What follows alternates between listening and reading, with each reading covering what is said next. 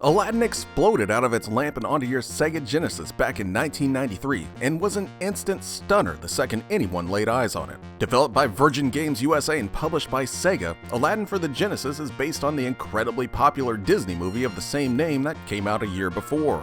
Using a brand new process called Digicel technology, it promised to bring the movie home in video game form like never before. It was also a 16-bit exclusive for the Genesis, as Capcom was already hard at work on the Super NES version of Aladdin, which was a completely different game. So did Aladdin on the Genesis go a long way in making all of us Super NES players jealous? Or was this yet another example of a movie to video game port that was filled with nothing but disappointment? Well, grab your favorite mystical lamp, because we're about to see if Aladdin for the Genesis was worth wishing for.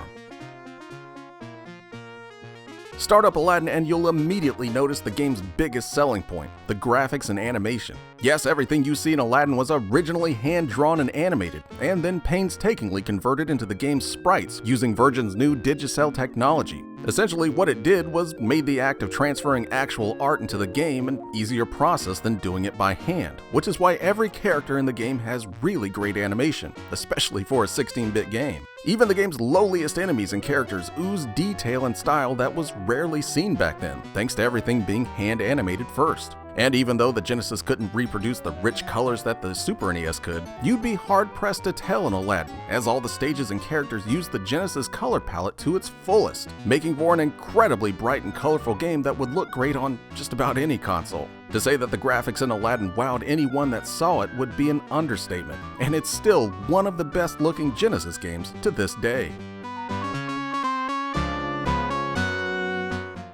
Once you get past those stunning graphics though, it's probably best to learn how to actually play the game. Aladdin follows the same tried and true platform blueprint of most games of the time, so expect to be doing a good bit of jumping around stages while killing and avoiding enemies on the way to the exit. Aladdin himself uses a scimitar for close range attacks and apples you collect for longer range attack that keeps you out of the face of enemies. Beyond that, you can pick up a few things throughout each stage to help you along, like screen clearing power-ups and the always helpful extra life. If you search hard enough, you'll also find power-ups that let you access bonus stages after you complete the stage, which allow you to build up even more extra lives to help you make it through the game. The stages themselves are all generally based on scenes and setting from the movie, with a few areas added in for some variety. Most are more maze-like in design than just a straightforward platform game, but it's generally never too hard to figure out where you need to go with a bit of exploring. Overall, it's an inoffensive recipe that should have worked well for Aladdin, the key word there being should have.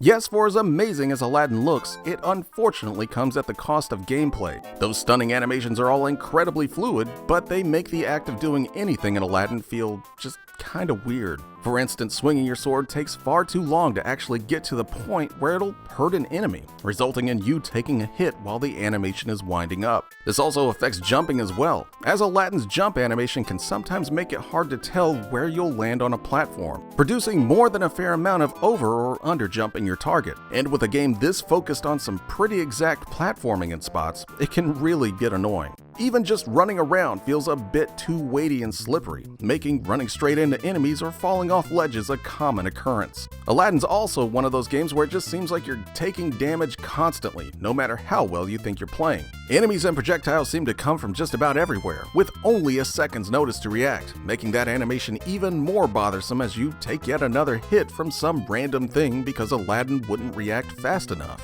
And while Aladdin isn't unplayable by any means, there are just too many times when the controls and animation get in the way of what should have been an awesome game.